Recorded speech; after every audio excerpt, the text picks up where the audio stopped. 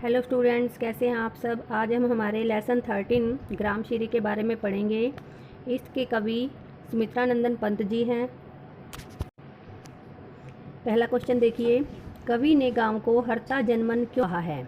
Answer देखिए, कवि ने गांव को हरता जनमन इसलिए कहा है क्योंकि उसकी शोभा अनुपम है। चारों तरफ हरियाली के कारण धरती खुश है।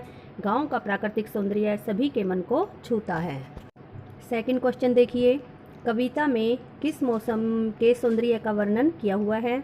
आंसर देखें, कविता में वसंत ऋतु के सौंदर्य का वर्णन है। इसी ऋतु में सरसों के पीले फूल खिलते हैं और चारों ओर हरियाली होती है। थर्ड क्वेश्चन देखिए, गांव को मरकत डिब्बे सा खुला क्यों कहा गया है।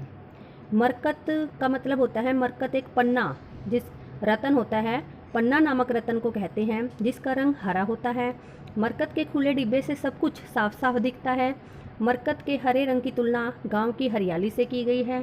गांव का वातावरण भी मरकत के खुले डिब्बे के समान हरा भरा तथा खुला खुला सा लगता है, इसलिए गांव को मरकत डिब्बे सा खुला कहा गया है। फोर्थ क्वेश्चन देखिए, अरहर और सनई के खेत कवि को कैसे दिखाई देते हैं। अरहर और सनई के खेत कवि को सोने की किंकनियों का मतलब होता है करधनी के समान दिखाई दे रहे हैं। फिफ्थ क्वेश्चन देखिए, कै पाठ, बालू के सांपों से अंकित गंगा की सतरंगी रेती। इन पंक्ति का भाव स्पष्ट करना है। प्रस्तुत पंक्तियों में गंगा नदी के तट वाली जमीन को सतरंगी कहा गया है। रेत पर टेढ़ी मेढ़ी रेखाएं हैं जो सूरज की किरणों के प्रभाव से चमकने लगती हैं। ये रेखाएं टेढ़ी चाल चलने वाले सांपों के समान प्रतीत होती हैं। ख पाठ देखिए, हंसमुख हरियाली आतप सुख से अलसाए से सोए।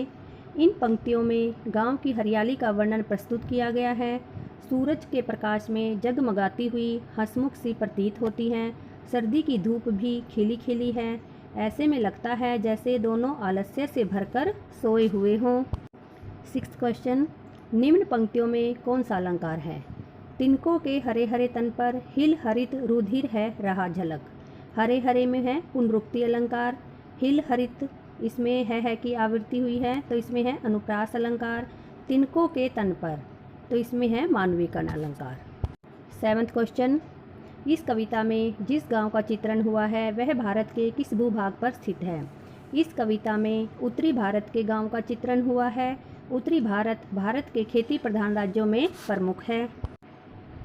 रचना और अभिव्यक्ति के क्वेश्चन देखिए। क्वेश्चन नंबर 8, भाव और भाषा की दृष्टि से आपको यह कविता कैसी लगी, उसका वर्णन अपने शब्दों में दीजिए।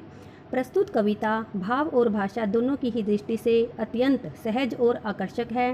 प्रस्तुत कविता में प्रकृति का लुभावना और सुंदर वर्णन किया हुआ है।